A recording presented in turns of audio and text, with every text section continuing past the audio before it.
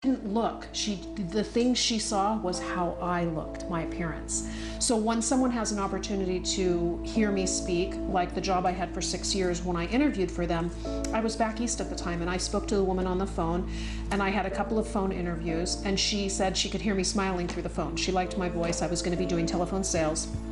And when I came in to meet her, she had no problem with me.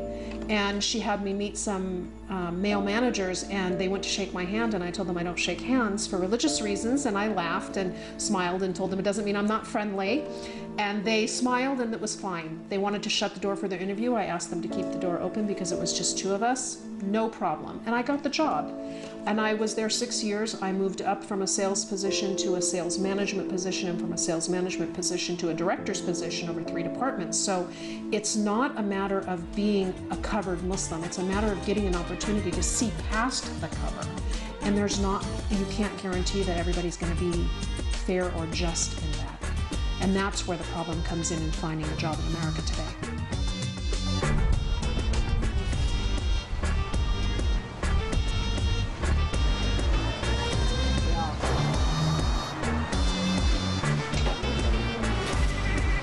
In California, when 9/11 happened, I happened to be living in Pennsylvania. It was worse for me during the Kuwaiti War when I was living in California.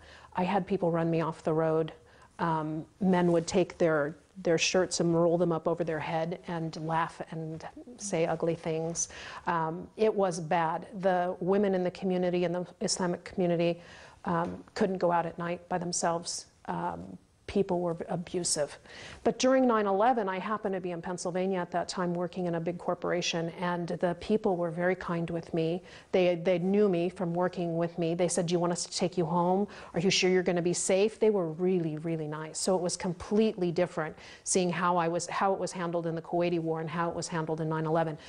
By 9/11, there were a lot more Muslims in a lot of different areas, and I think people now they see us and they're like, "Oh, okay."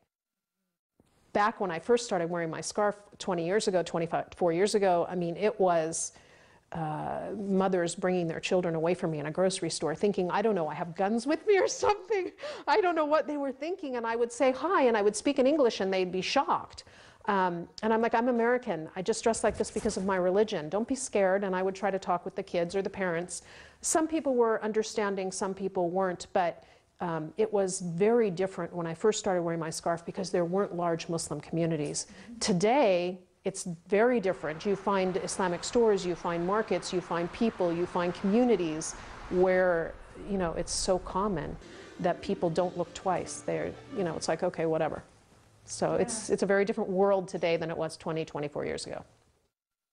أعوذ بالله من الشيطان الرجيم بسم الله الرحمن الرحيم. I started learning about Islam from an Arab-speaking gentleman who was translating from Arabic material into English material. So they had very few people in California when I embraced Islam in our community, and then the community started to grow. So as it grew, and they reached out to other, chapters of the Association of Islamic Charitable Projects, AICP, the organization where I learned from. They sent me to someone who spoke English and had materials in English, and they retaught me about the Tawheed and the Fiqh. And then I took that material and I started teaching. And then over the years, I've helped edit the summary of the obligatory knowledge in English. I've worked on several documents for our association on the editorial staff. So I've learned from many people, especially Sheikh Samir Al-Qadi, who was living in Pennsylvania at the time that I was there. So for 5 straight years, we got Islamic teaching. I've been teaching Islam since 1988 to non-Arab speakers, and I teach them the Tawheed and the Fiqh. So I teach them the basic belief and the rules of the religion. And I've been doing this, like I said, since 1988. I've had large classes, small classes, one-on-one. I've done it on the phone. Today, I teach 2 classes. I take 1 class and teach 2 classes. So I have some college girls that I'm teaching now. They were raised in an Arab home, but not a Muslim Arab home. So they never learned their religion until their 20s. Assalamu alaikum, my name is Hafsa and I'm living in California. I'm planning on getting a bachelor's degree in biochemistry and molecular biology by 2013, and I plan to go on med school after that, inshallah. I met Kawkab when she started teaching me Islamic lessons, and she's a very friendly, mashallah. She's a great woman, mashallah. She's very happy, always smiling, yeah. I think it's pretty spectacular that Kawkab, as a Muslim convert, is teaching me, a person who's born Muslim, Islam. It's a real accomplishment for her, I think, mashallah, and inshallah from the knowledge I learn, I'll teach other people someday as well. Assalamu alaikum. My name is Layla Divini. I was born and raised in California, and currently I'm teaching, but I'm going to be going to graduate school next year. I first met Kawkab because we were interested in taking lessons about Islam, and she became our Islam teacher. Well, being born and raised here and spending a lot of time, obviously here in California as a Muslim, I think a lot of people have many questions about Islam, especially post 9/11. They want to know a lot of information. I think a lot of people are apprehensive, and it takes time for them to get used to the idea of Muslims being part of American society. I think that American society is composed of not just one religion, but many religions, and people are more interested in learning more rather than fearful, I think, for the most part. People are concerned, or they have a friend or somebody from school, and they're like, can I bring them to one of your lessons? Can we talk about this? Can you answer their questions? So it's, we try to do it as informally as possible to make people feel comfortable about talking about things they don't know about. So teaching the religion is a rewardable deed, so anytime you have the opportunity to do it, it's good. Kawkab has been a great teacher, and her knowledge base is quite extraordinary. She has a lot of knowledge, and if she can't answer a question, she always asks somebody else for us. I also teach a young married couple. The girl has been Muslim for quite some time, and her husband embraced Islam recently. So I've been teaching the two of them together. So she's reviewing and he's learning, and it's a really nice experience. I enjoy teaching them. So I teach 2 classes. I teach them at the Islamic Center in Anaheim, California. And I've also taught lessons in my home. I've taught lessons in other people's homes. So it's been a long period of teaching. Sometimes I have more classes than other times. I've known Kawkab since I was 7 years old. My friends, my uncle, my family, they were all her friends also. She came in to join us, and we took lots of care and support of our Muslim community. I've always went to her house, helped her with her kids. Before that, she taught me.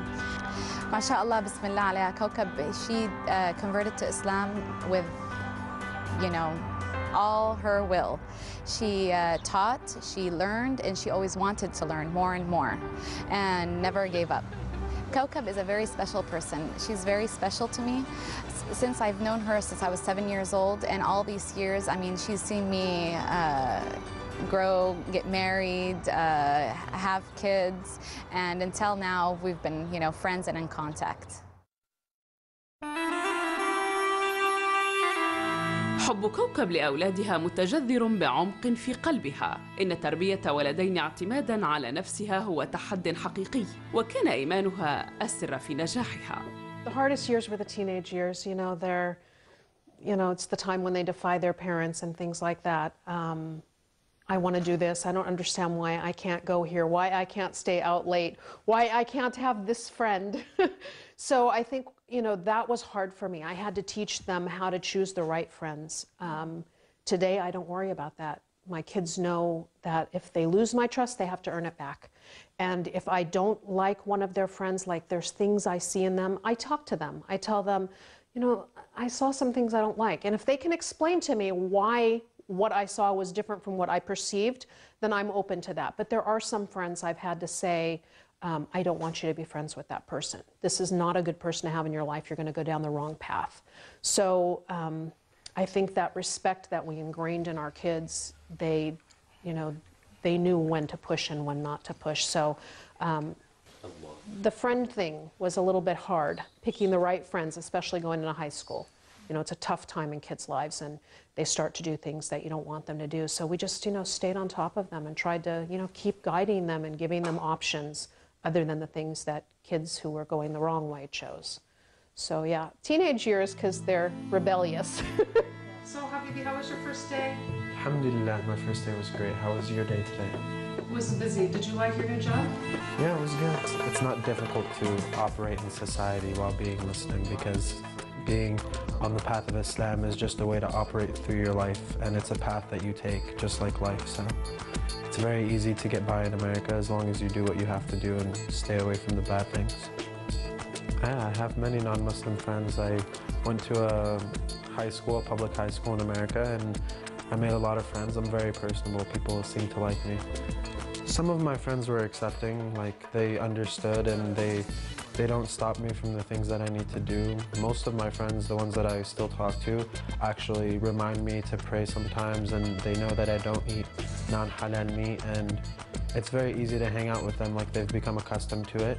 But I mean, some people, there's always the hard people who don't understand and are afraid of what they don't know and don't get, so they just didn't stay in my life because I had no need for them. It wasn't worth it to have somebody bring you down when you can move forward in life.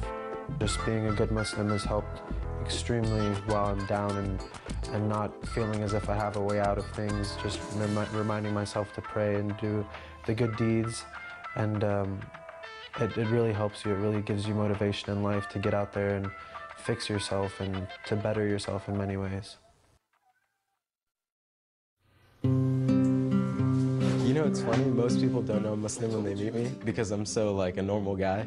So like later on they'll find out, like I'll say something, or I don't eat this, or I don't do that, and they'll be like, what do you mean? And I'll be like, oh, I'm Muslim. And they'll be like, no, like no one believes me. So, but and they accept it like immediately because it's such a non-issue, because I act like them so much that it doesn't like register. Like I don't come wearing a turban or like doing like siwak all the time in front of them, so they're not like surprised, like they're just a regular guy. Living in America, there's a lot of things to do. You can have a lot of fun. There's so many things you can do. So we always end up going to the movies or going to hang out with friends. We have dinner, this, that, hang out with Muslims, non-Muslims, and it's not a big deal, because as long as you don't go to a situation where like inherently there's haram in it, then you're good. You keep your heart pure and you keep the situation you're in good, and you're fine. When someone's not a Muslim, you always feel like there's that emptiness.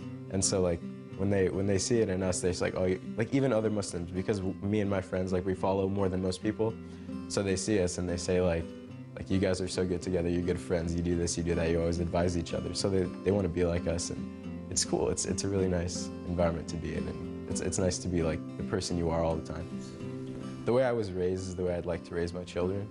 So I think that, you know, as long as I find a woman who's as good as my mom or better, and I turn out like my parents, then inshallah I'll raise my kids just fine. سلام هي حتى مطلع الفجر صدق الله العظيم. Sayyidina Ali said like that people are asleep, like most people are asleep, and when they wake up, like when they die, that's when they wake up. So I think like if you can live your life as if you're awake, that's the best thing you can do, and Islam is what provides that. If you really follow the religion, then you can be awake all the time.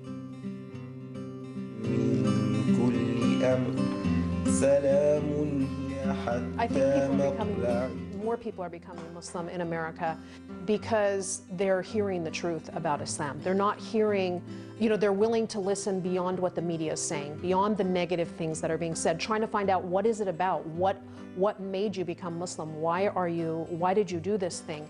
Because they used to think it's something from the East, it's something from those people. And now when you see, you know, blonde hair, blue-eyed people becoming Muslim, you see, you know, like your neighbors are Muslim, you see so many Muslim people, you're like, what is that? I think that's why. I think it's the era of getting knowledge, of being willing to talk with people instead of fearing them. I'm very happy to be Muslim. I'm very happy to be in America as a Muslim. I don't feel uncomfortable with being Muslim. There are things that are difficult, like finding work, especially now. It is difficult for a Muslim to find work today. but I don't regret ever becoming Muslim. I don't regret raising my children Muslim or being a practicing Muslim walking in the community. It's a good thing. It's not an unhappy thing at all.